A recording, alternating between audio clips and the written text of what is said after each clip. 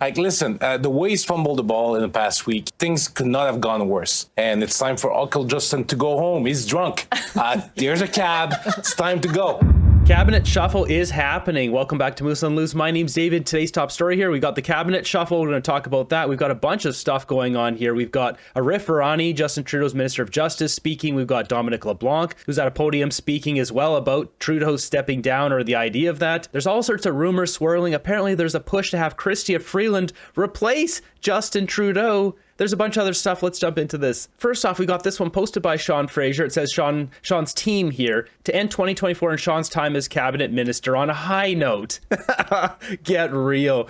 We found out today that he was voted most valuable politician, best cabinet minister, and up-and-comer in an annual survey by the Hill Times. Yeah, the Hill Times has just lost all credibility. Come on, most valuable politician, the guy who lost 1 million people as immigration minister, was then shuffled over to be housing minister because he failed so bad in his previous post, then destroyed Canadian housing. Most valuable politician. He's easily one of the least valuable politicians. He's Mark Gerritsen level valuable. World Economic Forum honors Fraser among 109 global leaders. There you go. Get out, you hack. We got this one, another hack here. Jagmeet Singh posting this. More than 5 million of us in Canada don't have a family doctor. Yet Jagmeet Singh continues to support the government that has made it this way. What a loser. The population is growing, the number of family doctors. Like, he just goes on to rant here, yet continues to support Trudeau. We got this one from Table Salt. Says, major breaking, the number of jobs in Canada dropped in October. Canada has only added 191,000 jobs since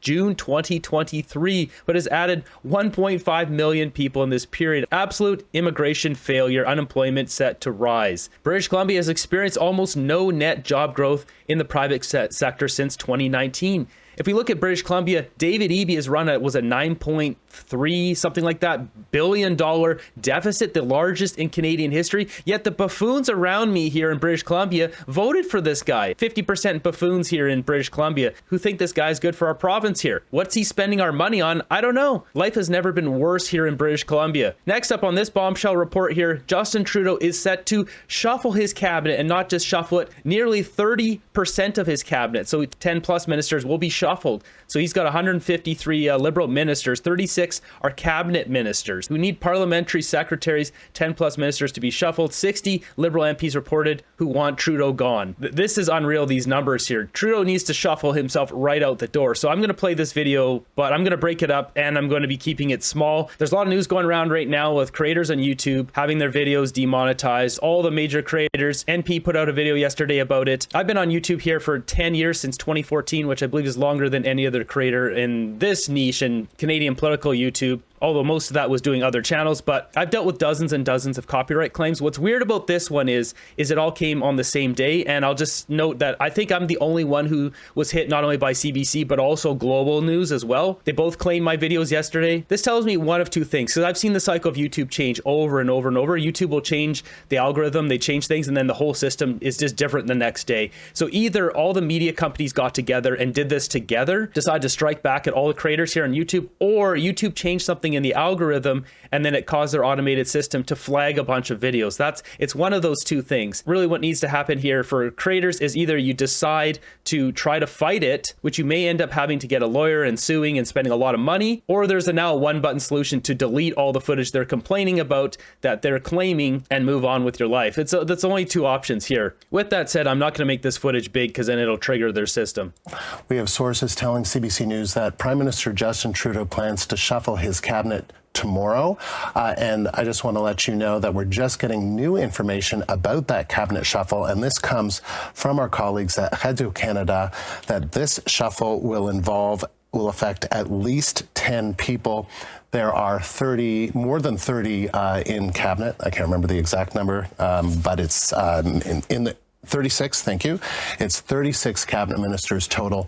So we need to remember here, there's multiple cabinet positions open, and then Trudeau's going to be shuffling different positions that are already filled. And there's a bunch of people chomping at the bit who want a promotion from backbencher up to cabinet. Affecting 10 people in cabinet, that would be considered a major cabinet shuffle. I think it's fair to say about 1/3 of the cabinet is going to, in fact, be shuffled. This again, according to sources from two sources from our colleagues at Radio Canada. 30% of the cabinet is being shuffled, coming from two sources. I've seen this over a whole bunch of different news sources now, so this seems very much legit.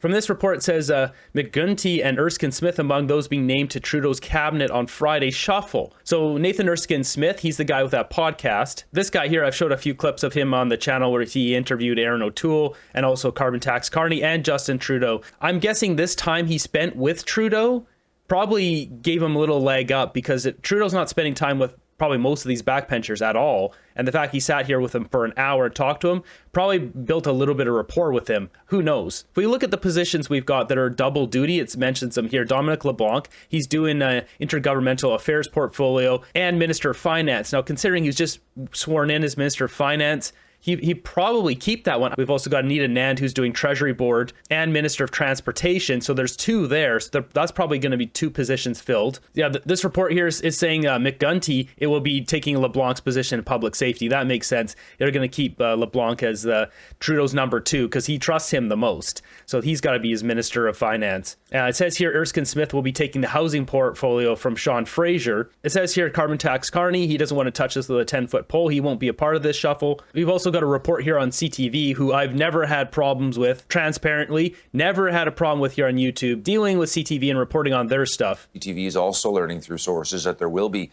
a cabinet shuffle tomorrow, Friday, in which the Prime Minister will appoint new ministers and new roles, perhaps change some of his current lieutenants. We'll see how it plays out. CTV's Jeremy Sharon following it. And Jeremy, the first time we've heard at length from Dominic LeBlanc as Canada's new finance minister. A lot of questions, but I mean, this is a guy who's been around a long time. He's quite at ease with the media. You listen to some of the answers there. And he did talk about Mark Carney a little bit too. Mark Carney, of course, former Bank of Canada, Bank of England governor, who was long touted in the whisper mill about being the new finance minister or taking over the party. Who knows? What was your takeaway here? Yeah, Todd, to your point, this is a veteran politician who showed that today and has shown that through his time. He's a smooth talker. He's good at this kind of stuff, but certainly new to the portfolio of finance minister, which is a massive role. So we'll be taking a look at Dominic's remarks here after this. Any questions about what kind of a challenge it will be for him to take on that new portfolio? As you mentioned, the interesting point there that he discussed was, doubling down on comments he made to a New Brunswick newspaper about Mark Carney. We know that Prime Minister Justin Trudeau had been in talks with Mark Carney about, trying to get him to take on the role of finance minister, at least temporarily. And what we heard from Dominic LeBlanc is that is not happening. We know now, sources have told CTV News that the Prime Minister is planning to shuffle his cabinet tomorrow. But according to Dominic LeBlanc, part of that cabinet shuffle will not be the addition of Mark Carney. There's a few things that are important to kind of underline here and try and point out as we try and think back to everything that has happened over the last little while and what we could potentially see, Todd, through this cabinet shuffle. Yeah, Mark Carney's not going to touch this with a 10-foot pole. Because it all went sour, he doesn't want to have anything to do with it because he does have major aspirations to be prime minister. You can see that on his face, his greasy little smile when he's asked directly if he wanted to become prime minister. So he knows it hurts his chances. He'll step in to rebuild the Liberal Party after Trudeau crashes and burns and takes it down to non-official party status. You have a number of ministers that are holding multiple portfolios at the moment that are likely to, take on one out of the several roles that they are currently faced with. Anita Anand, president of the Treasury Board and Minister of Transportation. So that is one minister that is, has multiple portfolios at the moment. Of course, Dominic LeBlanc, Minister of Finance and Intergovernmental Affairs, as well as Public Safety and Democratic Institutions. He, wears many hats at the moment. That is unlikely to remain.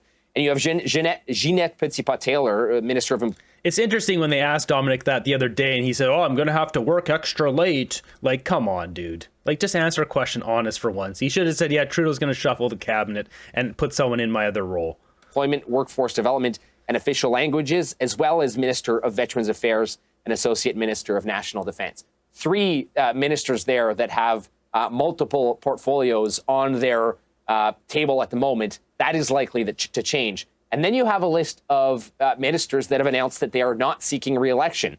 Marie-Claude Bibeau, Sean Fraser, Carla Qualtrough, Philomena Tassi, and Dan Vandal. So that is a long list of ministers that either have multiple roles at the moment or have announced that they are not seeking re-election and so are likely to be replaced. So what I'm trying to say here, Todd, is that we're likely to see a lot of movement tomorrow. Who the names are that perhaps may be added to the Prime Minister's cabinet is not clear. How people will be shuffled around still is not clear. One thing we know is that we can expect to see significant change tomorrow. Yeah, so 3 ministers have double duty, and then there's a list here of the other ones. As you mentioned there, so Sean Fraser, you've got National Revenue Minister, Minister of Sport, Minister of Federal Economic Development Agency, Minister of Northern Affairs. So you've got 5 right here. Then you've also got 3 of them have double duty. So that puts it at 8. We've got some funny replies here. This one from government.exe is corrupt. It says, here's a list of Trudeau's new ministers that has been leaked the day before his cabinet shuffle. Minister of TikTok's Rachel Gilmore. Minister of Pensions, Jagmeet Singh. Minister of Justice, Karla Homolka. Minister of Youth, P. Diddy. Minister of Housing, a homeless crackhead. Minister of Hard Candy and Stumbling Juices, Randy Bousnout. Minister of Vacations, Justin Trudeau. Now, here's a clip from a couple days ago. This is Minister Sean Casey, I believe his name is, Liberal. He said this isn't going to go over so well for Trudeau because these people have been holding out for those promotions. There's nobody being muzzled, but if there's 8 or 9 cabinet positions available, there's 30 people that think they're in the running. And in my view, the cabinet shuffle is being delayed to keep them off the list. Of those who are against. Yeah, they're going to be a heck of a lot more interested in speaking out once they find out that they're not going into cabinet. Yeah, he's spot on there. They would be a lot more willing to speak up. So we've got Minister of Justice here, Arif Irani. He was questioned today. Pay attention to his tone here. It seems it's not so positive. And I think people across the country should reflect on why they are Liberals, what kind of vision they have for this country, but also reflect, frankly, on whom would purport to replace us as government. And what motivates me and motivates every single Liberal, no matter whom you're talking to right now, is that we're all unified behind the idea that a change of government with that individual named Poilievre proposing to replace us would not benefit my riding, would not benefit this city, would not benefit this country. I would just take this opportunity to encourage you to reflect on how this law transpired in terms of its development in the parliamentary process. At one point, this was being reported back by the Justice Committee with Conservative proposals to gut the entire bill. Look at this guy's eyes and his emotion here. He doesn't look excited at all. He looks defeated. He knows the end is coming. That's apparently the reflection on prioritizing wrongfully convicted people in this country. That to me is morally bankrupt. That's not the kind of government I want to see. That's not the kind of treatment I want to see for the wrongfully convicted. That's what motivates me to continue to do this work and continue to do more work. We also got Dominic LeBlanc here taking questions today. Liberal backbenchers here in your home province want or have called for Prime Minister Trudeau to step down. What are your thoughts on that? So I've answered that question in other fora as well. I respect the views of my colleagues. The New Brunswick MPs who've shared that view are friends of mine. They're people I respect. Some of them have been friends of mine for a couple of decades. If you think of a guy like Serge Cormier or René Arsenault that I've known for a long time, I recruited Jenica Atwin to the Liberal caucus. So I'm very proud of that. She's a terrific MP for Fredericton. Jenica Atwin is a disaster. She's one of those people that just interrupts the Conservatives in committee. That's all she does, offers nothing else. That's a view they're expressing. The Prime Minister listened carefully when that view was expressed to him. Colleagues did what is the appropriate thing. They, in a caucus meeting, expressed those views directly to the Prime Minister himself. He listened. He, in some cases, responded to specific things that were raised. And he said he would reflect carefully on what he's heard. That's how the Trudeau's not going to reflect on anything. He's a narcissistic pig. process works. That's the way these things are decided. And I'm confident that the government will remain focused on the work that Canadians want us to focus on. If we're potentially 5 weeks away from 25% tariffs applied across the board to Canadian exports to the United States, Canadians would understandably, I think, be impatient with a government that looks at itself all the time.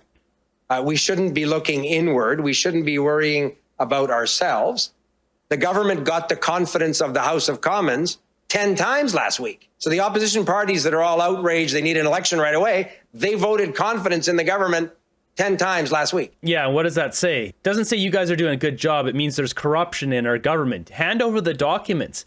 Name the traitors. What is going on here? So Parliament comes back on the 27th of January. Mr. Trump is inaugurated on January 20th. The work that the Prime Minister asked me to do as the Finance Minister with issues around border security is to work with the incoming administration, and I'll have meetings over the Christmas holidays with some key players in the incoming Trump administration. So that's the work that I'm focused on doing.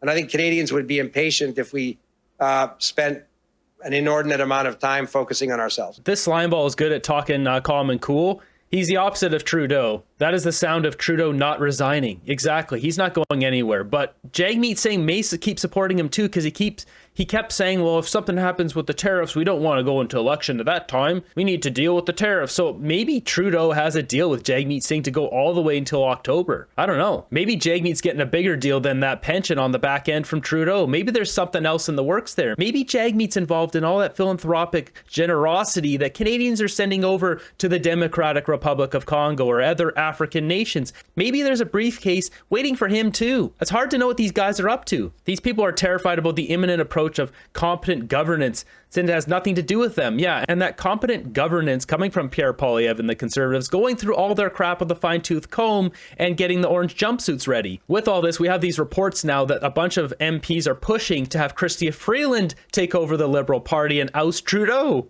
While the future of the Prime Minister remains the biggest question on Parliament Hill, there's also speculation of a pre-Christmas cabinet shuffle before the end of the week. It comes as calls for Justin Trudeau to step down are getting even more forceful. We're going to continue to insist that the Prime Minister does the right thing for the party, for the country, and step down. While NDP leader Jagmeet Singh believes Trudeau should step down, he won't commit to toppling the minority Liberal government. I'm not going to box myself in. Jean Chrétien's former chief of staff witnessed a previous power struggle between Chrétien and Paul Martin. It's why Eddie Goldenberg believes Liberals should rally behind Chrystia Freeland, especially as Donald Trump prepares to retake the Oval Office. All the premiers, after she left, said that she was the one that they really needed as Captain Canada. Goldenberg believes it's important for Trudeau to step down quickly so that a new leader can be in place by early in the new year. Unbelievable. I mean, maybe the Joker's dad here is right. Maybe this is what the Liberals are up to. Maybe they're going to try to oust Trudeau and put Freeland back in. They're so delusional. It's impressive. Love watching the implosion of the Liberal Party. Yeah. What's interesting about the cabinet shuffle and doing the numbers here, we've got 5 positions plus 3 double duty. It puts us at 8. There's also those reports of Mark Holland wanting to step down. So that would put it at 9. So is that happening? Is Holland stepping down as well? Next up, we got Vasi here. We got a panel also talking about the situation here. It all boils down to one question. Will Justin Trudeau stay or will he go? Let's bring in the front bench. Carl, I'll start with you. What did those comments and the fact that the Prime Minister has yet to directly address what's happened with Canadians say to you? Listen, the way he's fumbled the ball in the past week, I mean, things could not have gone worse. Is there a way forward for him? I don't see it. The brand has been further tarnished this week by everything that happened. And it's time for Uncle Justin to go home. He's drunk. There's a cab. It's time to go. I think that's what we could gather from that. When we talk about the potential for a cabinet shuffle, there's so many different messages coming through, Saeed, you know, that it's not necessarily off the table as soon as this week. There's so many things up in the air. Do you think a cabinet shuffle at this point would do much to steady this ship, at least from the vantage point of Canadians? No, and I think it's absolute chaos. It is absolute chaos. It's funny that comment about Uncle Justin being drunk. He was talking about him giving that deranged speech he did at the Liberal Christmas party. So with all those details, cabinet shuffle seems very much imminent tomorrow. Some of these people have already been told and it's been leaked. Who are the other people who will get moved up? Who's getting moved around? Is Mark Holland stepping down? Stay tuned, subscribe to find out.